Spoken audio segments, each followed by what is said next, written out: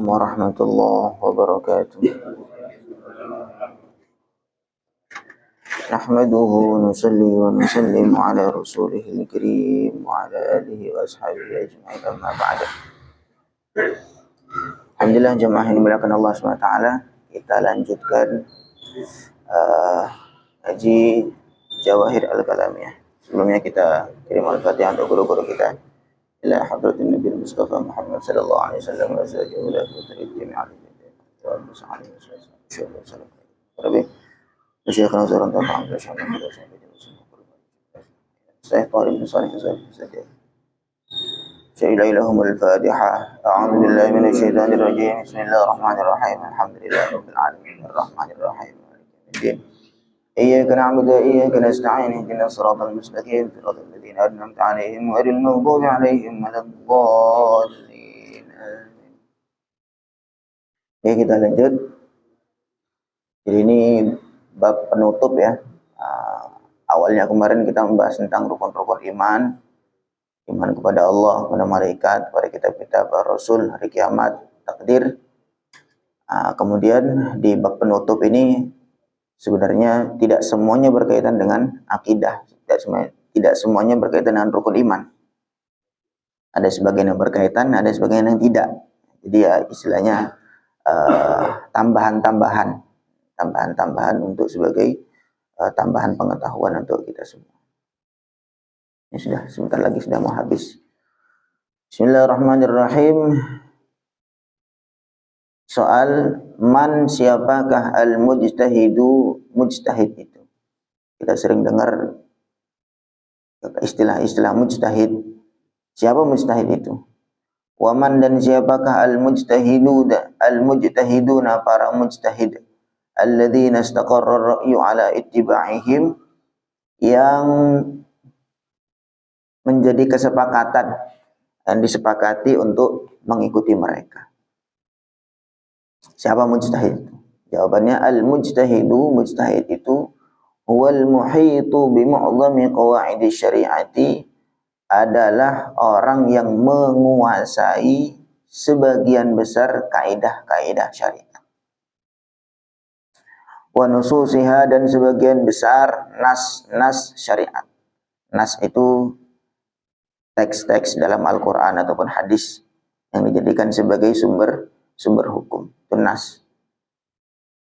Al-mumarisu, yang orang ini sudah terlatih laha dengan kaidah-kaidah syariah dan nas-nas itu. Bukan baru baca, bukan, tapi yang sudah terlatih betul. Iktasaba, yang menghasilkan. Yang latihan itu menghasilkan kuwatan, satu kekuatan, yafhamu biha, yang dia bisa memahami maksud syari', maksud dari syari'. Syari' itu pembuat syariat. Syariat, siapa membuat syariat? Pembuat syariat siapa? Allah dan Rasulnya. Asy-syari' itu Allah. Syariah itu namanya aturan-aturan. Asy-syari' yang pembuat aturan. Yang pembuat aturan yang hakiki siapa? Allah. Ada maksudnya Allah menurunkan syariat-syariat itu apa? Makanya memahami adalah al-mujtahidun, orang-orang yang sudah menguasai kaidah-kaidah syariat dan nas-nas syariat. Nas-nas Quran, hadis-hadis. Quran sudah hafal, hadis ribuan, ratusan ribu hadis hafal. Tidak hanya hafal saja, tetapi mengerti maksud-maksudnya. Karena nanti dalam ayat Al-Quran itu nanti memahami itu bukan asal kita langsung bisa bahasa Arab terus langsung bisa ngerti Al-Quran begini. Tidak seremeh itu memahami Al-Quran. Nanti kalau ilmu di dalam memahami Al-Quran, memahami hadis, itu namanya usulul fiqh. Di situ ada kaidah-kaidah untuk memahami Al-Quran. Jadi ayat Al-Quran itu ada ayat-ayat yang muhkamah, ada yang mutasyabihat. Muhkamah itu yang ayat-ayat yang memang maknanya itu tidak bisa ditafsiri dengan hal lain lagi. Memang sudah jelas. Itu muhkamah. Ada mutasyabihat, ada yang maknanya masih samar. Ada yang masih samar. Contoh muhkamat itu seperti qul huwallahu ahad.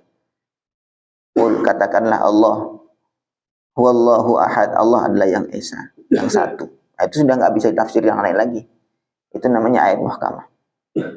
Kalau mutasyabihat, contoh seperti Ar-Rahmanu 'alal 'arsy istawa. Ar-Rahman, Allah zat yang Maha Rahman, duduk di atas ars. Apakah maksudnya duduk di kursi, ongkang-ongkang kaki? Begitu. Bukan begitu. Itu namanya ayat mutasyabihat. Ayat yang mesti dimaknai dengan makna yang lain. Tidak bisa langsung dipahami secara tekstual. Itu contohnya. Karena walladzi anzala 'alaikal kitaba minhu ayatum muhkamatun hunna ummul kitab wa ukharu mutasyabihat. Jadi dialah Allah yang menurunkan kitab Al-Qur'an, hunna ummul kitab. Fihi ayatum muhkamat, di sana dalam ada ayat-ayat yang muhkamat, ada ayat-ayat yang jelas. Hunna ummul kitab, dan ayat muhkamat adalah ummul kitab, maksudnya induknya. Apa-apa kalau misalkan ayat-ayat yang mutasyabihat, ayat yang enggak jelas, maka dikembalikan kepada induknya, kepada ayat-ayat yang muhkamat. Wa ukharu mutasyabihat, sebagian lagi ada ayat-ayat yang mutasyabihat. Maka yang memahami ini ya para mujtahidun, mereka yang sudah betul-betul menguasai kaidah-kaidah dalam memahami ilmu syariat itu. Dan sudah terlatih betul. Dengan keterlatihan itu, maka mereka punya pemahaman yang benar terhadap syariat. Contoh lain misalkan ayat itu ada yang mutlaqah, ada yang muqayyadah. Ada ayat mutlaqah, ada ayat muqayyadah. Mutlaqah itu semuanya. Contoh, wa ati'ullaha wa ati'ur rasul wa ulil amri minkum. Wa ati'ullah wa ati'u ya ayyuhalladzina amanu ati'ullah wa ati'ur rasul wa ulil amri minkum. Ati'ullah wa ati'ur rasul, taat kepada Allah, taat kepada Rasul. Ini ayat mutlaqah. Kemudian ayat berikutnya padahal langsung satu baris. Wa ulil amri minkum, kemudian ulul amri. Ini namanya ayat muqayyadah, ayat yang ada catatan tambahan. Kalau mutlaqah pokoknya mutlak. Mutlak taat kepada Allah dan Rasulnya semuanya mutlak. Nggak pakai catatan apa-apa, nggak pakai tapi-tapian. Tapi kalau wa ulil amri minkum ada catatannya lagi. Ini namanya ayat muqayyadah. Padahal satu baris tuh. Padahal satu baris. Maksudnya nanti dengan catatan ulil amrinya adalah ulil amri yang tidak maksiat, tidak memerintahkan kepada maksiat kepada Allah dan Rasulnya, begitu. Jadi tidak langsung asal kita tahu bahasa Arab, bisa baca terjemahan langsung mengerti Al-Quran. Oh, tidak seremeh itu memahami Al-Quran. Maka yang memahami betul itu adalah al-mujtahidun.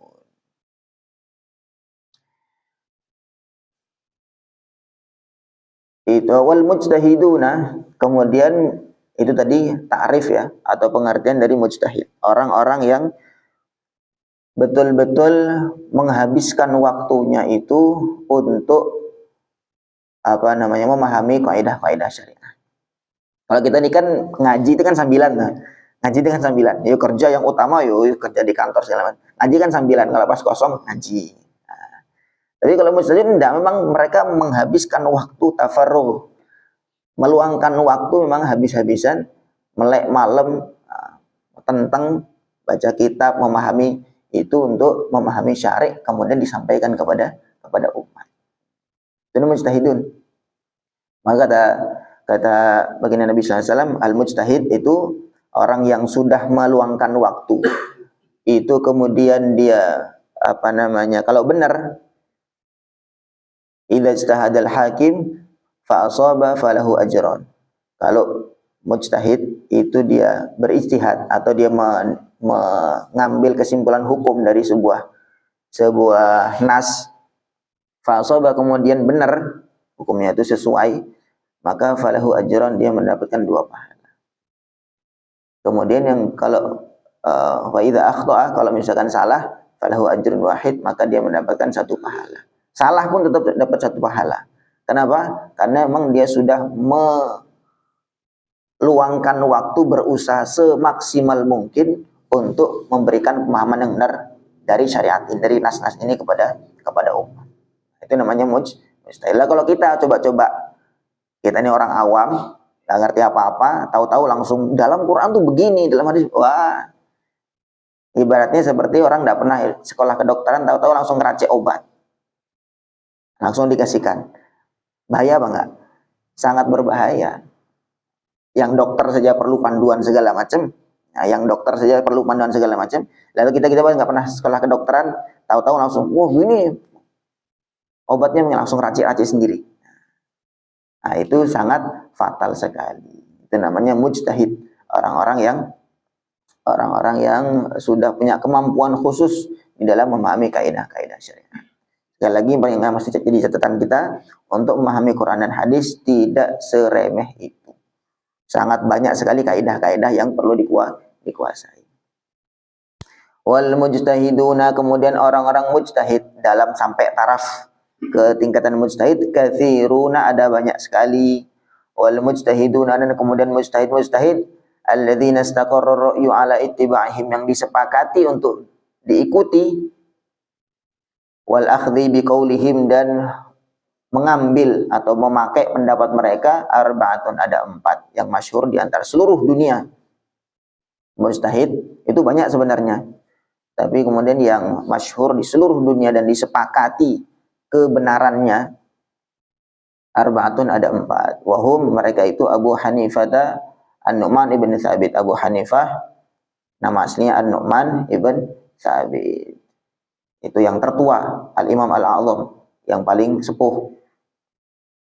Kemudian wa Malik ibn Anas, dan Malik ibn Anas, Imam Maliki. Wa Muhammad ibn Idris Asy-Syafi'i, kemudian Imam Syafi'i, ini muridnya Imam Malik. Wa Ahmad ibn Hanbal, kemudian Ahmad ibn Hanbal, muridnya lagi Imam Syafi'i. Radhiyallahu anhum, semoga Allah meridai mereka semua. Wa inna makhtaral ulama'u, para ulama memilih taqlidah haula'il arba'ah, taklid atau mengikuti kepada yang 4 ini, duna ghairihim, tanpa mengikuti yang lainnya selain 4 ini, mimman balagha darajatul ijtihad. Padahal selain 4 ini juga ada yang sampai taraf ijtihad, sampai taraf mujtahid, orang yang mujtahid. Tetapi yang diambil kenapa kok yang 4 ini aja? Likatsrati ma istambatuhu min masail minal masail, karena saking banyaknya masalah-masalah agama yang diistimbat atau diambil kesimpulan oleh ulama yang 4 ini, mujtahid yang 4 ini. Bisa babi tafarrughihim lidzalik, dengan sebab karena mereka sudah tafarrugh, memang betul-betul waktunya dihabiskan untuk hal tersebut. Hatta nadaratil qadaya, bahkan sampai qadiyah atau permasalahan-permasalahan yang jarang-jarang, yang langka-langka pun, allati lam yubayyinu hukmaha, yang tidak dijelaskan hukumnya. Jadi sampai hal-hal yang kecil-kecil pun dibahas oleh ulama-ulama yang 4 ini. Jadi saking telitinya, saking banyaknya masalah-masalah agama yang diracik atau dikasih pemahaman yang benar, diolah oleh 4 mujtahid ini. Walinaqli madzahibihim ilaina, dan karena madhab mereka sampai kepada kita, bitariqit tawaturi, dengan jalan tawatur. Tawatur itu adalah periwayatan yang dari generasi ke generasi. Seperti Quran itu kita bisa menjamin, saya bisa menjamin bahwa Quran yang sekarang kita baca ini Quran yang sama lafadznya dengan yang dibaca oleh Rasulullah dan para sahabat. Padahal sudah berapa? 1400 tahun yang lalu. Nggak ada yang beda, panjang pendeknya, dengungnya nggak ada yang beda sama sekali. Semua sama. Yang kita baca ini ya siapa yang dibaca oleh Rasulullah dan para sahabat. Kenapa? Karena sampai kepada kita itu dengan tawatur. Tawatur itu adalah riwayat itu generasi ke generasi. Generasi itu maksudnya kumpulan yang banyak. Ya kan, kalau saya ngomong dulu buyut saya yang nomor sekian pernah cerita begini, itu kan ada kemungkinan benar, ada kemungkinan enggak, gitu. Karena periwayatannya kan paling mungkin lingkup keluarga atau bahkan mungkin orang per orang. Saya dari abah saya dari kakeknya, Jadi kakaknya lagi kan begitu. Itu kemungkinan benar, kemungkinan keliru. Karena periwayatannya ahad tuh satu orang atau sedikit. Tapi kalau tawatur itu periwayatannya banyak sekali. Jadi satu generasi semua baca Quran demikian. Nanti bawahnya anaknya perbuatannya sama juga gini. Bawahnya lagi dari generasi ke generasi, itu namanya tawatur. Sehingga tidak mungkin keliru. Nah begitu juga pendapat Imam Madhab yang 4 ini sampai kepada kita itu, Imam Syafi'i itu lahir 150, wafatnya 204 Hijriah. Itu udah berapa ratus tahun yang lalu. Nah, sampai sekarang, nah itu periwayatannya bahwa Imam Syafi'i itu sebagai mujtahid mutlak, sebagai mujtahid yang betul-betul menguasai itu sampai kepada kita itu secara mutawatir, secara tawatur. Generasi ke generasi mengakui itu semua. Sehingga apa namanya sangat kuat sekali. Fayam bagi maka sepantasnya taklid wahidin, taklid mengikuti salah satu muayyanin yang tertentu minhum dari 4 orang itu, illa lid darurati, kecuali karena darurat. Boleh kita pindah madhab tapi apa namanya karena darurat. Contoh misalkan di dalam empat madhab ini ada hal-hal yang berbeda, tetapi tentunya perbedaan itu bukan yang inti, bukan yang usul, hanya bagian-bagian furu' saja yang tidak sampai merusak agama atau merusak iman. Jadi perbedaan yang tidak substansi, bukan yang secara intinya bukan, tetapi bagian furu', bagian cabangan-cabangan saja. Teknis misalkan kayak zakat, biasanya kita zakat kalau dalam mazhab Syafi'i zakat fitrah tidak boleh pakai duit, nggak boleh pakai uang, mesti pakai makanan pokok. Makan pokok beras ya pakai beras, makan pokok jagung pakai jagung, sagu ya sagu. Nah, itu kalau mazhab Syafi'i. Tapi kalau mazhab yang lain, misalkan mazhab Abu Hanifah, yang di zakat itu gandum, kurma, kismis. Gandum ada gandum kasar, ada gandum syair, gandum hintoh. Ada gandum yang halus. Itu saja, nggak ada lain. Pokoknya antara 4 itu. Hintoh itu gandum halus, syair gandum kasar, kemudian apa namanya zabib itu kismis, kemudian tamar kurma. Antara 4 itu. Dan boleh pakai harga, boleh pakai harga, nggak pakai duit aja, nggak pakai barangnya boleh. Maka kalau mau pindah, tetapi persyaratan para ulama kalau mau pindah atau memakai mazhab yang lain mesti dalam satu paket, dalam satu paket. Jadi pendapatnya bagaimana, satu paket itu kita pakai. Maka itu tidak masalah. Maka mestinya kata beliau, Syekh Thahir bin Saleh mengatakan mesti kita taklid kepada salah satu daripada 4 mazhab tersebut. Nah, kalau di Indonesia ini kebanyakan mayoritas ikutnya pakai mazhab Syafi'i, maka kita pakai yang mazhab Syafi'i. Boleh nggak kita pakai mazhab Hanafi misalkan kalau di sini? Ya boleh saja, tetapi kan kacau jadinya. Tapi jadi kacau. Maksudnya bukan salah tuh bukan, tetapi tatanan di masyarakat tuh jadi kok lain sendiri nih, kenapa nih? Nah, enggak, saya ini mazhabnya Hanafi misalkan. Tidak masalah sebenarnya asalkan menguasai, tetapi jadi kacau. Ya untuk keamanan atau untuk kenyamanan bersama, ya kita pakai mazhab yang sama. Dan mesti kita perlu belajar banyak itu tentang mazhab Syafi'i yang kita ikuti. Kita nih untuk dalam mazhab Syafi'i aja banyak yang nggak menguasai hukum-hukumnya, apalagi mau pindah mazhab yang lain, kan begitu. Dalam mazhab Syafi'i sendiri saja mulai dari ibadah sampai kemudian masalah apa namanya muamalah, kemudian nanti masalah warisan, nanti masalah perbudakan dan seterusnya, jinayat, seterusnya itu aja masih banyak sekali yang belum kita kuasai. Apalagi mau coba-coba, itu main-main namanya, itu bahaya. Nah, kita pakai satu mazhab saja, mana yang kita pakai, nah, itu kita seriusi, pegang dengan sungguh-sungguh.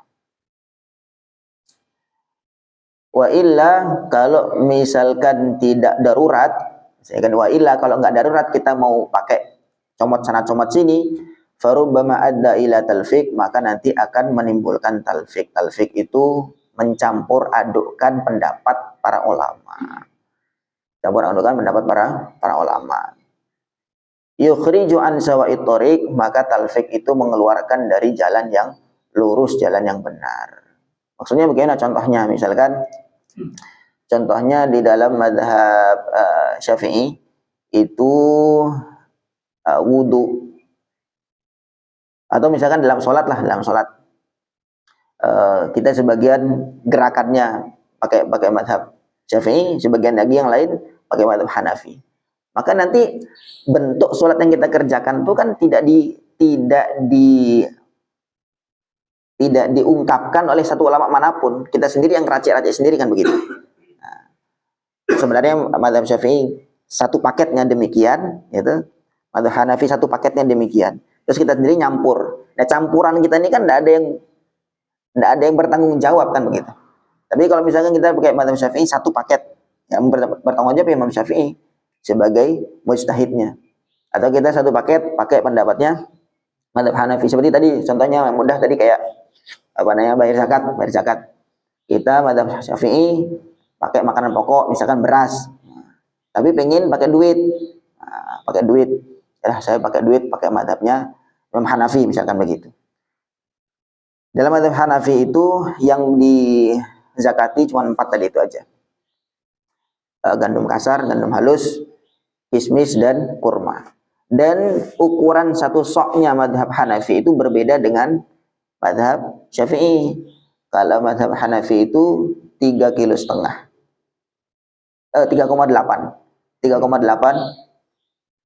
3,8 kilo.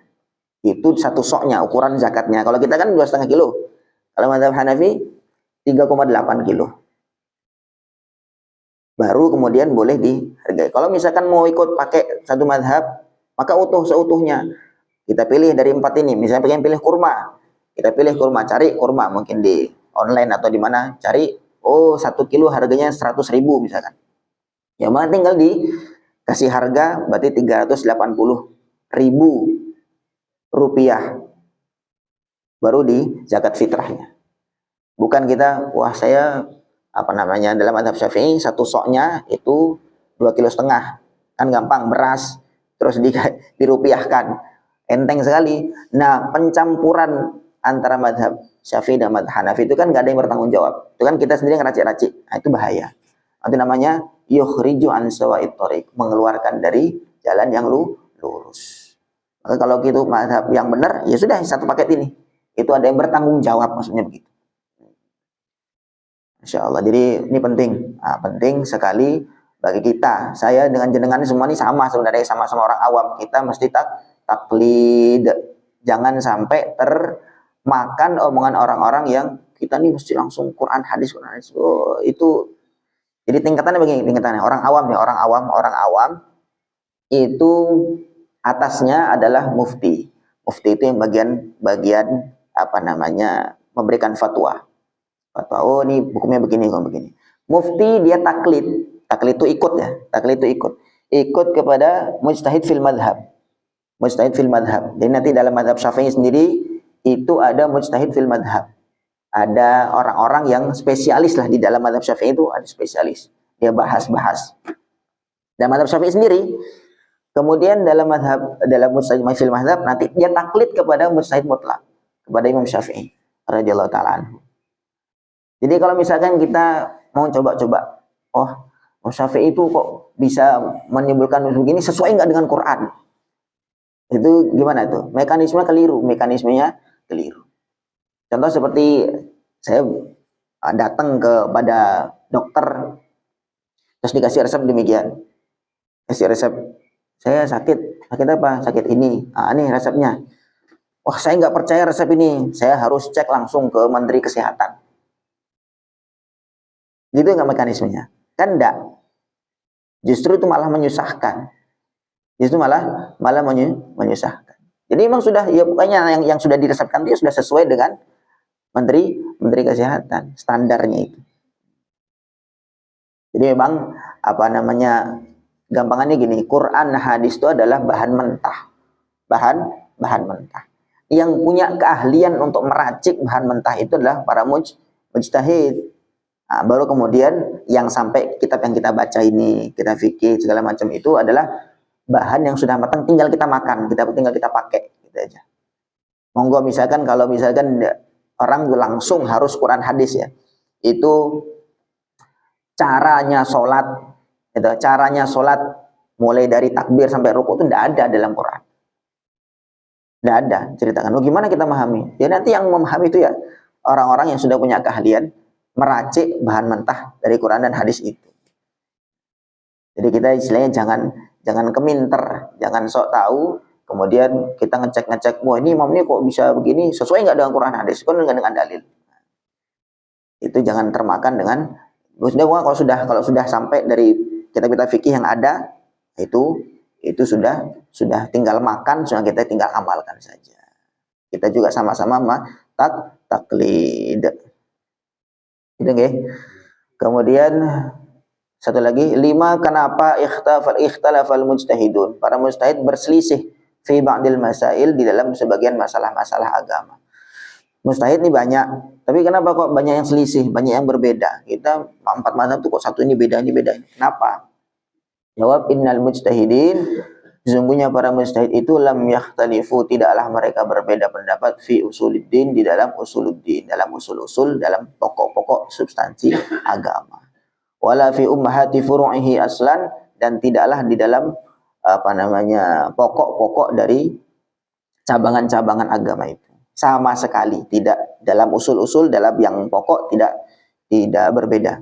Li thubutiha bin dalalatil qat'iyyah, karena usuluddin itu sudah tetap dengan dalalah qat'iyyah, dengan dalil yang sudah pasti, nggak bisa ada kemungkinan yang lain. Wa inna makhtalafu fi ba'dil masail, mereka ini berbeda di dalam sebagian masalah-masalah al-far'iyah yang sifatnya cabangan-cabangan. Li adami nassin qat'iyyin, karena tidak ada nas qat'i, tidak ada nas yang pasti, tidak ada nas yang tidak memungkinkan untuk tafsir yang lain. Fiha, di dalam hal tersebut. Idil juz'iyatu, karena juz'iyat, karena bagian cabangan-cabangan itu la yatayassaru hasruha, tidak mudah untuk menghitung. Sangat banyak sekali, apalagi semakin lama makin berkembang, gitu. Sekarang ini kan makin lama makin berkembang permasalahan fikih, permasalahan segala macam. Kayak ekonomi misalkan, duit, ada sekarang Bitcoin, ada segala, kan makin berkembang tuh. Itu kan bagian cabangan-cabangan itu, bukan pokok-pokok. Kalau nggak begini dosa, udah begitu. Yang demikian berselisih. Tapi kalau yang pokok-pokok itu tidak berselisih. Wal ikhtilafu fiha sahlun, dan ikhtilaf di dalam masalah-masalah yang cabangan itu adalah kemudahan untuk kita. Kalau kita mau ambil yang ini boleh, asalkan ada yang bertanggung jawab, kan gitu. Fakullun minhum, masing-masing dari mereka semua badala wus'ahu, sudah mengorbankan kemampuannya fi istikhraji hukmihi, di dalam menyimpulkan hukum minal kitab wa sunnah, dari alkitab dan sunnah, dari Quran dan hadis. Mereka semua sudah mengeluarkan semaksimal mungkin kemampuan mereka untuk mengambil kesimpulan hukum dari Quran dan hadis. Bihasabi ma dhahara lahu, seukuran yang mereka mampu. Faman asaba minhum, barang siapa yang benar di antara para mujtahid itu, falahu ajrani, maka dia mendapatkan 2 pahala. Wa man akhta'a minhum, siapa yang salah dari mereka, falahu ajrun, maka dia mendapatkan pahala 1. Pahala karena memang dia sudah berkorban untuk mengusahakan mengambil kesimpulan hukum dari syariat itu. Li sa'yihi fi idhari shawab, karena dia sudah berusaha, dapat pahala. Kenapa? Padahal salah, kok dapat pahala? Karena dia sudah berusaha fi idhari shawab, di dalam menampakkan kebenaran, bi qadri wus'ihi, seukuran kemampuannya. Wa ikhtilaful a'immati, ikhtilafnya para imam, rahmatun lil ummati, adalah rahmat bagi umat. Li'annahu ikhtilafun fi umurin far'iyah, karena ikhtilafnya itu, perbedaannya itu di dalam perkara-perkara yang cabangan. Wal ikhtilafu fiha, dan ikhtilaf, perbedaan di dalam cabangan-cabangan itu, yujibul yusra, menjadikan adanya kemudahan ala nasi, ke atas seluruh manusia. Wa adami wuqu'ihim fil haraj, dan mereka jadi aman. Asalkan yang gini, ternyata ada ulama yang berpendapat begini. Kalau misalkan cuma satu jalannya, terus nggak semua tahu, kan repot. Tidak semua tahu. Kemudian terus tiba-tiba keliru, ya udah jatuh dalam kesesatan. Wa adami wuqu'ihim fil haraji wal ba'si, dan menjadikan mereka aman dari jatuh ke dalam bencana. Fa idza turra al insanu amila bima huwal aisar. Kalau misalkan dia manusia itu terpaksa atau mungkin misalkan dia sulit kondisinya, amila maka dia bisa beramal bima huwal aisar, dengan pendapat yang lebih mudah. Kalau misalkan terpepet gimana nih kalau misalkan tawaf di Mekah, pakai baju pakaian ihram, dikit-dikit kesenggol sama perempuan, dikit kesenggol perempuan. Nah, gimana nih? Wudu lagi kan begitu balik-balik. Pakai misalkan dalam madhab Maliki. Madhab Maliki itu kalau tidak syahwat nempel antara kulit laki-laki dan perempuan, maka itu tidak batal wudunya. Dalam madhab Maliki. Dalam madhab Syafi'i, sengaja nggak sengaja, syahwat nggak syahwat, itu batal wudunya. Padahal ayatnya sama. Aula mastumun nisa, atau kalian lames itu menyentuh perempuan, maka batal wudunya. Nah, lamas nih dia bahas oleh para ulama. Lamas nih gimana? Nyentuh tuh gimana? Nyentuh tuh perlu syahwat apa enggak? Kemudian nanti jadi kesimpulannya berbeda. Nah, itu kalimat-kalimat yang perlu penafsiran lain. Nah, kalau misalkan kita pakai pendapat yang mudah, yang misalkan kita terpepet, kita ambil pendapat yang mudah, dan itu ada yang bertanggung jawab begitu. Kalau misalkan terpepet, kita bisa ambil pendapat yang mudah. Wa illa, kalau tidak terpepet, faya'malu, maka dia beramal bima, dengan pendapat huwal ahwat, yang lebih hati-hati, wal ahra wal adhar, dan yang paling unggul, pendapat yang paling unggul, yang paling mendekati kepada kebenaran. Itu hal-hal yang berkaitan dengan ijtihad dan mujtahid. Sampai sini ada pertanyaan? Tidak ada? Nah, dan intinya dalam hal ini kita sudah pokoknya ikut para ulama, maka itu sudah aman. Karena memang mekanismenya seperti itu. Karena kita nggak ketemu Nabi, nggak ketemu dengan Nabi. Saya langsung dari hadis saja udah. Lah kita bisa baca hadis dari siapa? Dari guru Iqra. Kan ya, di Abata kan. Kalau juga memang langsung ketemu Nabi baru enggak apa-apa. Nah, tapi belajar bisa baca hadis saja loh. Enggak lewat Nabi lah, lewat guru Iqra kan begitu. Nah, maka tentunya ada mekanisme dari sini kepada gurunya itu namanya sanad keilmuan. Begitu. Jadi mekanisme jangan sampai termakan dengan jargon-jargon, kita kembali kepada Quran dan hadis. Benar kembali, tetapi mekanisme begitu, mekanisme mengikuti para ulama, lama lagi sampai kepada Rasulullah Shallallahu Alaihi Wasallam. Dan jika kita jangan sampai ada misalkan pendapatnya bukan pendapat, ungkapan yang Syafi'i, idza shahal hadits fa huwa madhhabi. Kalau hadis itu sahih, maka itu madhabku.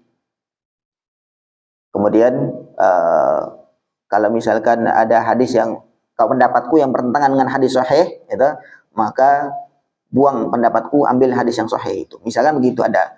Itu memang ada, ungkapan beliau seperti itu. Itu bentuk ketawaduan beliau. Bukan kita, ini berarti Imam Syafi'i ada kemungkinan keliru nih. Coba kita cek, gimana hadisnya, sahih apa enggak? Oh, ternyata hadis sahih. Berarti pendapatnya kita buang. Loh, kayak kita lebih ngerti daripada Imam Syafi'i. Nah, itu namanya keminter sok tahu. Nah, jadi kita itu bentuk ketawaduan beliau. Nah, pastinya beliau lebih lagi jauh memahami hadis sahih daripada kita semua. Bahkan Imamul Muhaddisin, Imam Bukhari yang mengumpulkan hadis seluruh para imam dari Adatul Muhaddisin, itu pun juga muridnya Imam Syafi'i. Imam Bukhari itu lahirnya setelah Imam Syafi'i. Itu muridnya langsung Imam Syafi'i. Jadi yang ahli hadis saja, imamnya para hadisin aja bermadhab dengan madhab Syafi'i, apalagi kita yang baru bisa baca terjemahan. Naudzubillah. Jadi ya kita pokoknya ikut kitab-kitab yang sudah ada, sudah itu tinggal makan enak, nggak pakai ngeracik ulang lagi. Wallahu alam. Semoga Allah fahamkan kita. Monggo.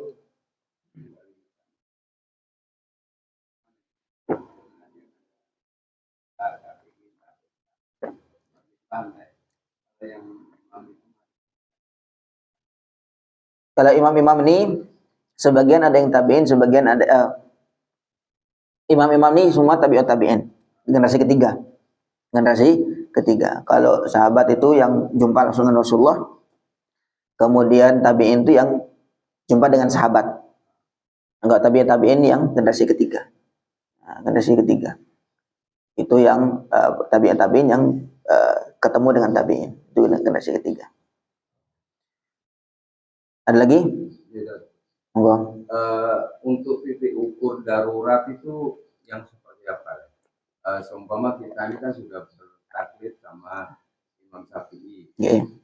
Terus pada saat kita darurat itu yang seperti apa darurat kita bisa menggunakan mazhab yang lain? Darurat itu sebenarnya aslinya sampai menyulitkan yang betul-betul menyulitkan. Menyulitkan yang betul-betul itu namanya darurat. Sebenarnya begitu.